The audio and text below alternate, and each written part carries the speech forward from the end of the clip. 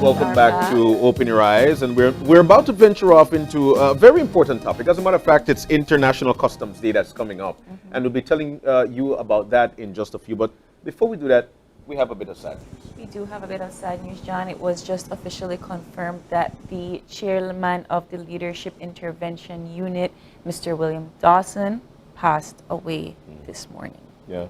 And we have here a segment from Chester Williams that he declared on his Facebook page not too long ago. He says here, every day it's another sad news. Our sincerest condolences to the Dawson family as they mourn the passing of their dear son, brother, husband, and uncle, Mr. William Dawson. William, as we would call him, was a very gentle and kind soul. He was the head of our Leadership Intervention Unit, which contributed significantly to the stemming of gang violence on the streets of Belize City. He worked tirelessly with the at-risk youths to guide them away from the destructive gang path. He never watched the clock once something happens, no matter the time of the day or the night. He is sure to respond.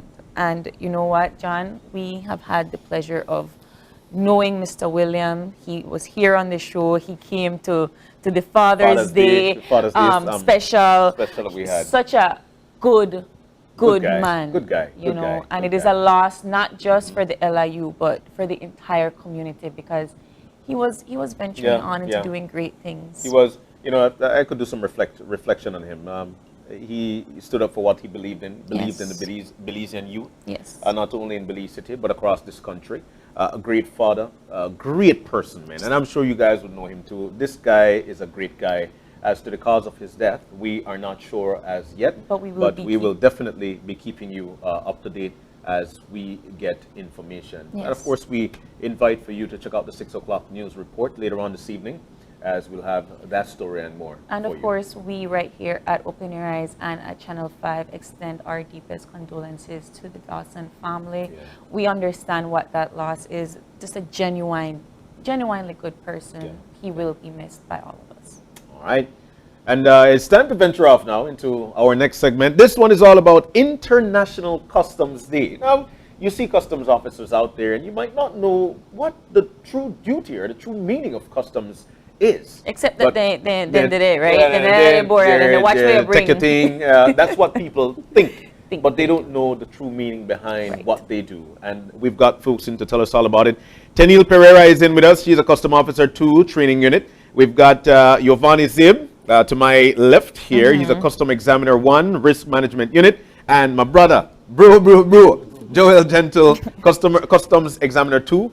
Airport Passenger Control. Guys, good morning and welcome. Good morning. And I need to appreciate the fact that they all are wearing their uniforms, but they all represent different units and departments within the customs department. Exactly. Right? So already just by the different titles, there's a training unit, there's a risk management unit, there's an airport unit, and therefore there's more to them that meets the eye. Good morning, ladies. So good morning again, and let's jump on into it, man. Let's talk about customs. International Customs Day is upon us. Let's talk about the duties of a customs officer, and I'd like to start there. And I asked the first group, but it's always best to dispense the information again because of the buy-in from the people so they understand. So let's start, Mr. Neil. they point you out and I said, are you that leader? He's the lead. Let's talk about the duties of the Customs Department. Well, you started off with what most of the time society sees us as. We are the ones that you will meet maybe on the roadside when we are having patrols out there. We are the one that you will meet at the border points, and people usually see us as the one that is digging up in their bags, that is taking away their stuff, and that is charging them for God knows what. Yes, yes. But our responsibility is to collect the revenue, and we are the body that controls or deal with trade. We're a branch from WCO, which is the World Customs Organization. They were created in 1952 on the 26th of January. Wow. So it's their anniversary that we celebrate, and this year is the 70th year for them. They first celebrated International Customs Day in 1953. And so now we're continuing to celebrate it every year. But most of the time people look at us, and the thing is that they are not aware of what we do, and Yeah. that is why there is this stigma against us. Yes.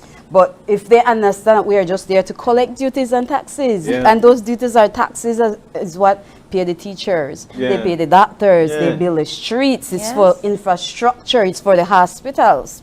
So we are not just there to collect, but we are there to collect and to protect the revenue that runs the country. That's right. But people need to understand, look, this is, you are the ones who pay for your country. That's right. You go over there, you get where you have to get and stuff. You must pay. That's Yes. just the way it is. Yeah. But let's talk about the various units. Now, let's get to Yovani. Yovani, Customer Examiner 1, Risk Management Unit. Talk to us about your unit and what you guys do. All right, so customs has evolved throughout the years, and at this stage, we're at a technological stage, so everything is technology. So my work is mostly computer works, data analytics and statistics, and it has changed from just being a custom officer who just open bags and charge duty, you know. It gets more technical, so the elevation of training is always constant, the capacity building at all levels from junior to senior, you know, and this year's team is nurturing the next generation. And so one of my mantra has always been, be the senior that you needed when you were a junior, right? So I had some pretty good supervisors, you know, who taught me different things professionally and personally. And so as a supervisor, I want to be that for my subordinates, right? So. Wonderful. And of course, let's get right into you, Mr. Gentle, the customs examiner at the airport passenger control. What is it that you do? Well, you guys said it in the beginning. You check the bags? But it's more than that. Like Mr. Tzib mentioned, we are more set at a technological era now where we are working smarter rather than harder. Yeah. Right? Imagine every single passenger walks through the airport and we go through the bag. Imagine how the airport will look. It will be chaos. Yeah. So we go based on a risk management concept as to who we're going to search and who we're going to give that green light to just exit through. Yeah. And again, the reason for these searches are To collect revenue, to make sure no weapons of mass destruction are being entered into the country. Food items, meat, cheese, those stuff that deals with Baja Yeah. Yes. and other stuff. There's also money laundering, as you guys know. Yeah. People launder money through the airport. Whether it be physical cash or it could be cash on a flash drive or those stuff. Yeah. So how often do we see things like this, or do we witness things of people trying to bring things in that are prohibited? We see it on a daily basis. That's We have a nice. typical Belizean who goes to America, wants to bring back ham turkey, but they don't declare it on the declaration form. Yeah. And then when we examine these luggages, we find these items and we transfer that over to Baja who deals with that. What I mean, the typical Belizean, you know, we find that now, whenever Baja take it away, the customs take it away. But So- what is it about passengers, and I just don't want to allude it to Belizeans because I think everybody does this. Why don't we want to declare goods? What is the procedure like when you are declaring your goods? And why nobody want to? The simple procedure is a declaration form. Mr. Jan, no, he came through the airport recently. Last week, Wednesday, 1 week I, today.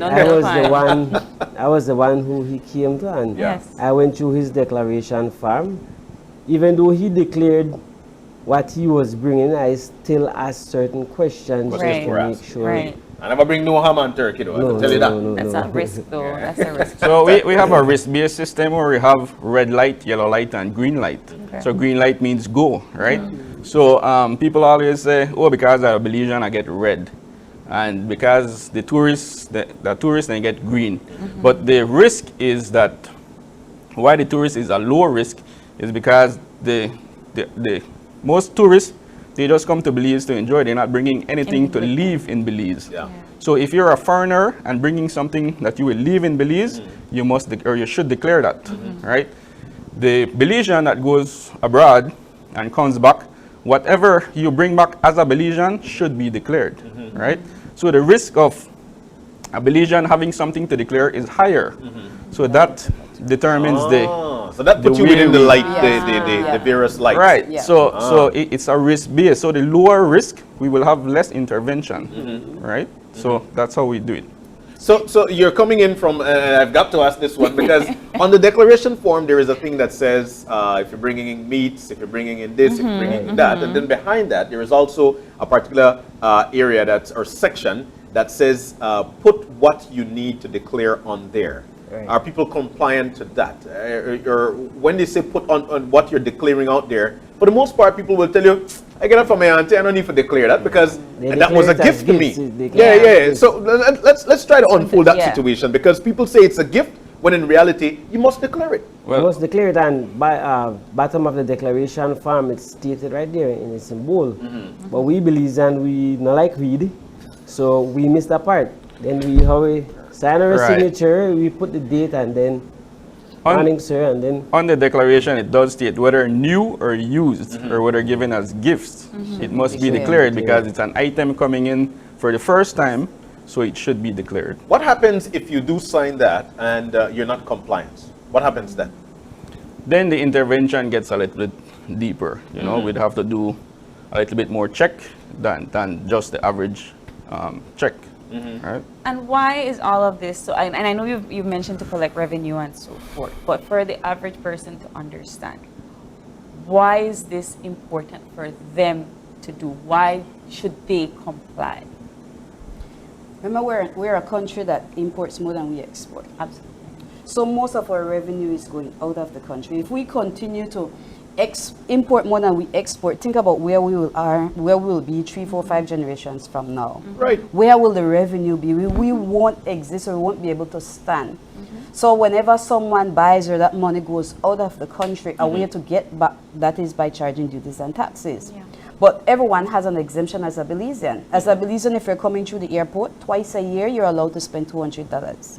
Anything more than that, then you're charged duties. Yeah. So if you went out and maybe you just went maybe on a training or something, you only spend $100, you won't be charged. That's within your exemption. Now, if you have spent more than 100 US, then they will take out, let's say you spent $300, they will take out 100 US from that and they will charge you on the difference, which is 200 US. And then depend on what it is that you're bringing in your bag. So the reason to check the bag also is to ensure what you're importing, because depending upon what you're importing will determine the different rates. Yeah. They're from 0 to 100%. Yeah. And the different item that you bring determine the rate that you will pay.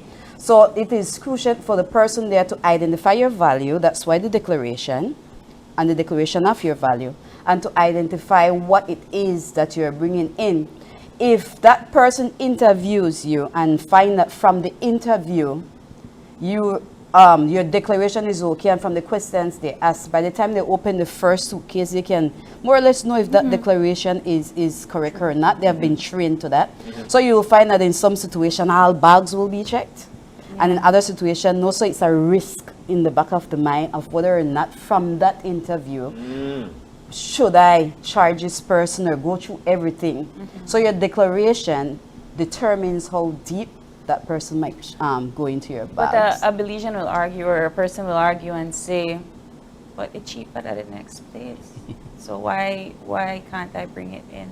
You can bring it in, that's not a problem. You just have to pay Just duties have to on pay it. a So it really don't make no sense to make I go out and buy it. I might as well just buy it in country. Well, you will have Sometimes to, it works out to the same thing, the yeah. same thing, Yeah. right? Sometimes Yeah. it works out cheaper. But this administration has made a pledge for this year to have more media presence and to reach out to the public a bit more, because like John mentioned, you know, a lot of misconceptions. Right.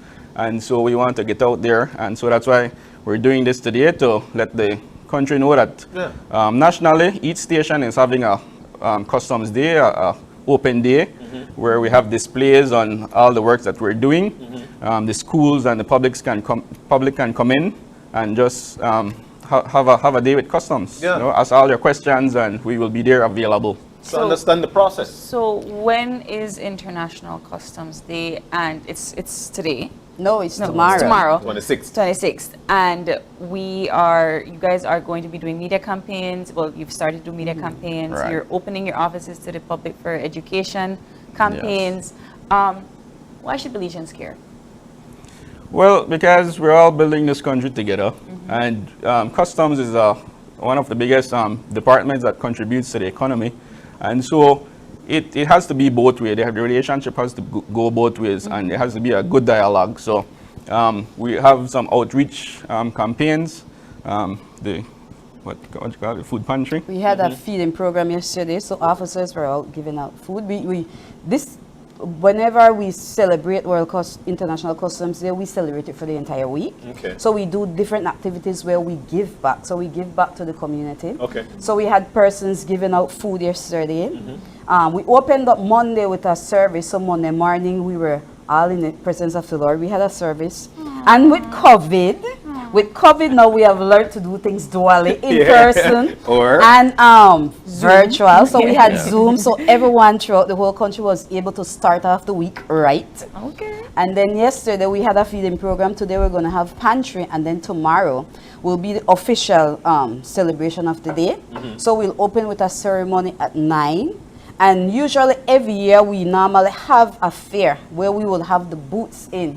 But with the theme this year, which is nurturing the next generation, promoting knowledge sharing and professional pride in customs, we decided to look on it in a different manner. So rather than bringing people in, we're going to go to the schools. Oh, that's beautiful. We have recognized that in the past, the only time we attend the schools or go to the schools are when we are called in to do career day. And that's about it. Yeah. The only other time you will get awareness about customs is World Customs Day and Public Service Day.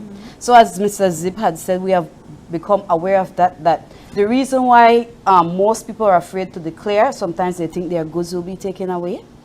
And many of the time it's because of lack of knowledge of what we do, why we do it, or even the fact that they have an exemption, because some people only spend $50 and they're already frightened when they reach us. And it's right there in the declaration Yes. form. It says that you are liable to, you know, X you've amount. got, yes. Right.